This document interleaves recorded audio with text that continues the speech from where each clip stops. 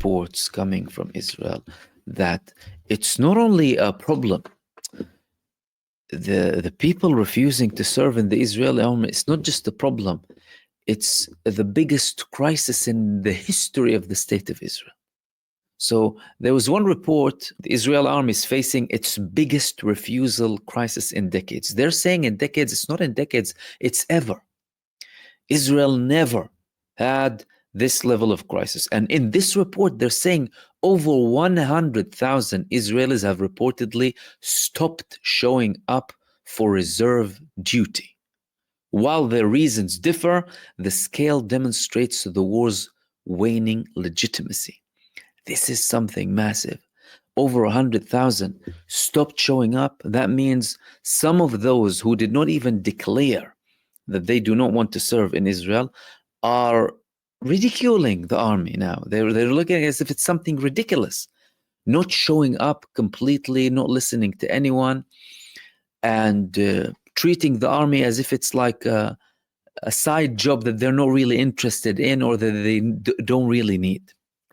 Alongside more reports that this letter and more petitions are happening in Israel, growing to tens of thousands now, tenfolding almost each day, with Benjamin Netanyahu facing an unprecedented crisis. However, the big problem is Benjamin Netanyahu is still in power. And Benjamin Netanyahu's main aim is to remain in power. Netanyahu's aim isn't victory, isn't to get back the Israeli prisoners of war, isn't even eliminating Hamas. Benjamin Netanyahu's main aim is to remain in power.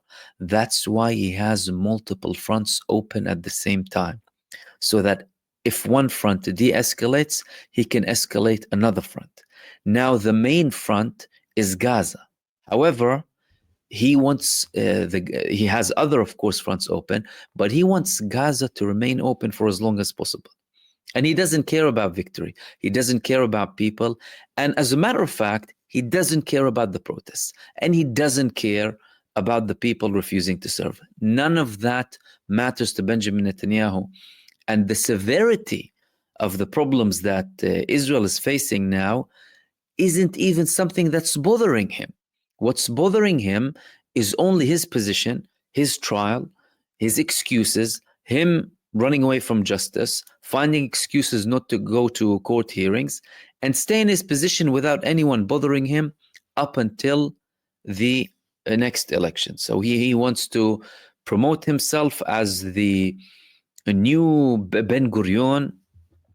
He wants to hope, or he is striving to actually to expel Palestinians from Gaza. If he succeeds, unlikely, but if he succeeds, he will show himself to everyone in Israel as if he was the second person to expel that many Palestinians all at once, after the Nakba in 1948 and the Naksa in 1967, where in total over 1 million Palestinians were expelled, 750,000 in 1948, approximately 350,000 in 1967. So we're talking about 1.1 million approximately in total. If he manages to expel several hundreds of thousands of Palestinians from Gaza, he will show himself as if he is the person who saved Israel forever. Now, all of that is secondary to his interests. Therefore, that is not really affecting him. He's meeting, as a matter of fact, there were reports that he met with some of the families of the prisoners of war. Mind you, these would be the families of the prisoners of war who are aligned with him, because there are those who are for the war, and there are those who are for like ending the war.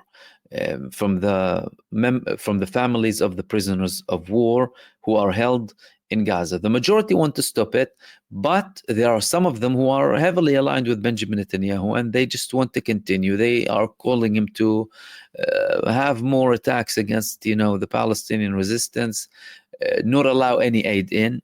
And guess what? Some of the Israeli families of the prisoners of war, they were witnessing the Israeli forces torturing Palestinian prisoners in Jerusalem who the Israeli forces claimed were members of those who conducted the attack of the 7th of October. False claims, of course, because Israel, they imprisoned, they kidnapped thousands of Gazans.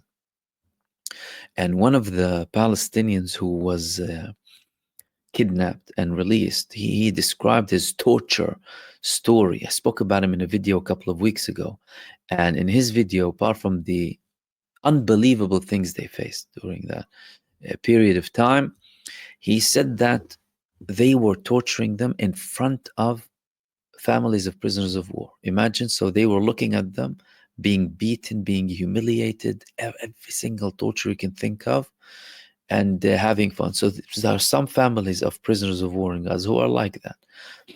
So Netanyahu met with them to try and show that, no, not everyone is against me. No, there are some who are with me. And he has people who are with him, of course.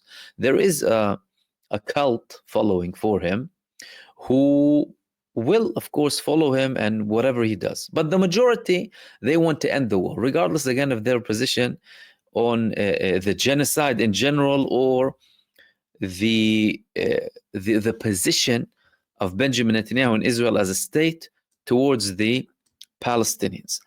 And the bigger problem is, well, the IDF, although they have had internal problems and still do have internal problems, the approach that they're having, but that's again from their organizational perspective. Because the IDF as an establishment, as an army, they're different, of course, than the prime minister. They work together, they receive orders from the defense minister who works under the prime minister. And we saw how much politics has been involved in the horrors that the Israeli terror army has been conducting in Gaza. But the problem is they're not helping the case by having a very harsh approach towards anyone who is even signing a petition or like publicly supporting a petition, like the petition that said we need to stop the war at any cost. So there was this report in Haaretz today. The IDF threatens to dismiss army medics for signing anti-war petition. Israel's chief medical officer is contacting reservists who signed the petition, requesting they remove their names and summoning them to hearings. But no steps have been taken to dismiss signatories. So they're threatening to dismiss them, but they are not dismissing them. Well, it's because they have no replacement.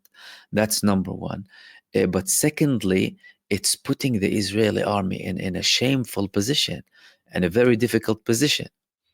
It's like you have people internally criticizing you and outright entertaining ideas and thoughts and sometimes outright calling for refusal. Not all of them, but many of them. And they are accepting that. That was previously something totally unacceptable. They're accepting that and they don't really know how to deal with it. So that's why they're trying to give these people lectures, threaten them, warn them, oh, you will be dismissed for signing a petition or for like supporting the idea of someone refusing to serve. But again, they need them. And the Israeli prime minister, the war criminal, the wanted war criminal, he still wants to continue this genocide in Gaza. What do? Well, the IDF chief of staff, he tried his luck. He tried his luck a couple of days ago when he told Netanyahu that the desired objectives, your desired objectives inside of the Gaza Strip, they cannot be fulfilled with the shortage that we have. I mean, how more blunt can you be? The previous chief of staff, Herzi Halevi, told him before he went into Rafah eventually, because do you remember that period where they were threatening to go into Rafah for like months upon months, and then they actually did? Well, part of the delay was the crisis from back then. And now that crisis is 3 times greater. Back then, Herzi Halevi, the previous IDF chief of staff, who was kind of forced to resign because of continued pressure from Netanyahu and his lunatic allies. He said at the time, we need to exhaust every political solution before we take military action. When Netanyahu didn't like these statements, he started to say things that are more blatant. We urgently need 7,000 troops to go into Rafah. He said that outright. What did that mean at the time? That they were facing shortage from them? That's from the death toll in Gaza that they tried to hide, wounded, problems, refusal, resigning, people fleeing the country altogether. Okay. Then at the time, they started to talk about having the Orthodox community. Okay, now we need to go and bring these religious people back to the Israeli army. That was met with outright resistance. These people were protesting in the streets, saying very clear things like, we won't serve the Zionist army. We won't serve these blasphemous people. Yeah, things like, I believe the leaders of the resistance more than I believe Netanyahu because they believe in God. Stuff like that. But of course, you won't hear that. You won't see that. No, in mainstream media. And I posted a lot of the images at the time, and I actually posted some in my community tab today about the Israeli forces in Jerusalem beating the daylight out of the Orthodox Jews in Israel, telling you the safe haven for Jewish people, more like the hell for Jewish people, the worst place on earth for them, beating them. Now, Zamir, the new IDF chief of staff, he is doing the same thing with Netanyahu in a different way. So he's not saying outright, we shouldn't continue. But when an IDF chief of staff goes out there, this is what, should be understood clearly. When a chief of staff of the state says, well, we can't achieve the objectives with this current situation, what does that tell you? That says that he's not totally aligned with the prime minister's vision. He's giving him a reality check. Now, there's a saying that the wise will understand from the hint. But Netanyahu isn't understanding not just from hints, he's not understanding from blunt statements. The people who are serving, those in the Israeli army, well, they're seeing all of this. They're seeing Netanyahu saying all of this, seeing the protests in the streets. They themselves went and saw what they did. They were asked to go and invade certain areas, not once, not twice, but 3 and 4 and 5 times sometimes, getting out only to go back and see more resistance. Imagine how demotivating that can be. And many of them spoke about that demotivation, that fatigue, that exhaustion, let alone problems and PTSD. Israel was sending soldiers who were suffering from diseases and mental health back because they had no one to replace them. Although medically they shouldn't have gone back, but it shows you the state of desperation. Now, the rest of them, and all of them now, who served and who were called to serve again and again and again, they're seeing everything that's been happening for the past 1.5 years. Nothing has been achieved. People are only dying. Well, their own are dying. They're only bullying and killing innocent people outright. Children, women, innocent men, innocent elderly, hospitals, shooting for fun, bulldozers left, right, and center. Pure barbarism and sadism. And they're seeing the IDF chief of staff not entertaining the idea of Benjamin Netanyahu that his objectives of the war can be achieved by continuing this war. That, well, indirectly gives a backwind support to the movement that's happening in the streets. That isn't, well, anywhere near yet an actual full state of civil war, because those who are protesting in the streets, they never showed any intent of like raising arms. But when you have a split in the Israeli army that is this hard and this severe, with half of them totally rejecting, objecting all of what Benjamin Netanyahu is doing. Others still going with reluctance, but also having internal problems, internal doubts anyway, criticism, and maybe, feeling, not well treated or being treated unfairly, because those who are not going there are free to talk and criticize, and they're going there to die and put themselves at risk. For what? To go back to the same cycle, the cycle of death and failure. And the recent attacks from the Palestinian resistance today, they showed very well that the Palestinian resistance is still capable.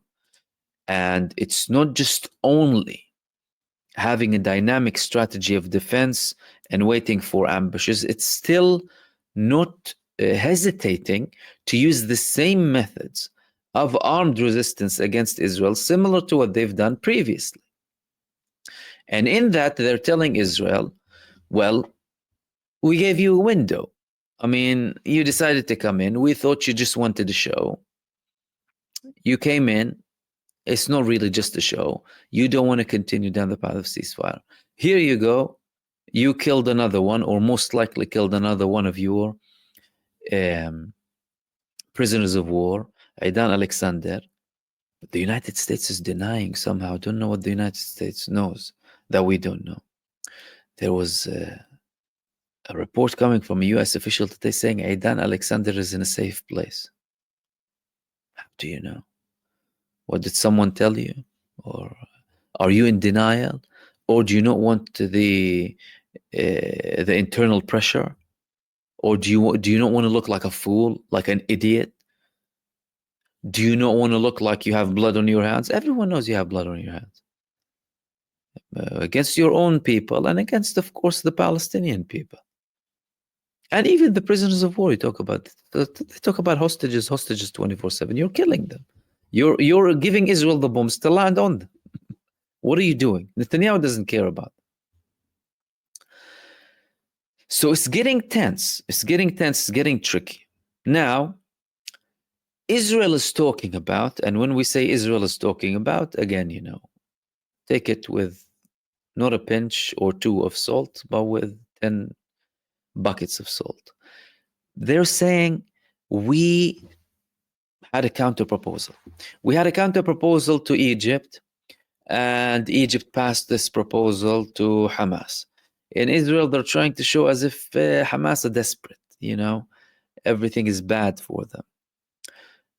That, coming simultaneously with the reports that Benjamin Netanyahu had security consultations, might indicate that something is moving. And again, they're trying to kind of show this image of victory that Hamas is somehow submitting. Although Hamas told them yesterday, you can forget about it. When Egypt passed the proposal to Hamas that you need to disarm, basically. Egypt was criticized heavily for even passing that suggestion to Hamas. But Egypt said, some Egyptian officials or semi-official figures started to say, it wasn't us. We didn't really mean anything of that. We just passed the, information from Israel. This is their proposal. When Egypt said, you need to disarm, Hamas told them that's not even on the table. That isn't even an option. That's not something that is even negotiable. And according to Hamas at the time, it was the first time that it was actually added in the ceasefire draft. Meaning, Netanyahu is trying to make more problems. However, those reports from Israel about the talks, about this proposal that was sent to Egypt, and in Israel they said, again, I haven't seen that from other places too, but in a couple of Israeli media outlets, they said Hamas received the Israeli counter proposal, and they said that they are viewing this they're reviewing it. Again, no confirmation from Hamas. I'm just saying what the Israeli media is saying, by the way. Hamas didn't confirm that. Hamas, as a matter of fact, yesterday they blamed Israel of delaying, trying to Benjamin Netanyahu is trying to delay more things, and he's trying to cause more problems so that he doesn't get an agreement. But Israel could be doing that for two reasons. These reports and that Netanyahu is having consultations. The first one is, well, they might actually have something that the Palestinians haven't said yet. I mean, there were cases before that happened. And then later on, the Palestinian side started to kind of comment. There's a second reason they might have done that. The second reason is they want to show the families of prisoners of war and the rest of the public in Israel that we are close to a deal, so that they can take away from the pressure, so that they can show people know that we are working on it, hoping that it would work.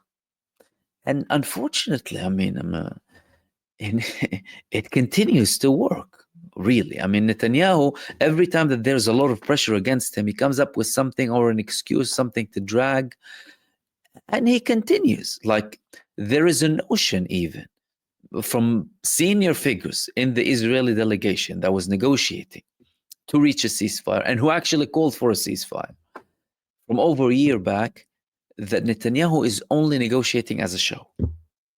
Only negotiating as a show, both for the Israeli public and for the United States administration.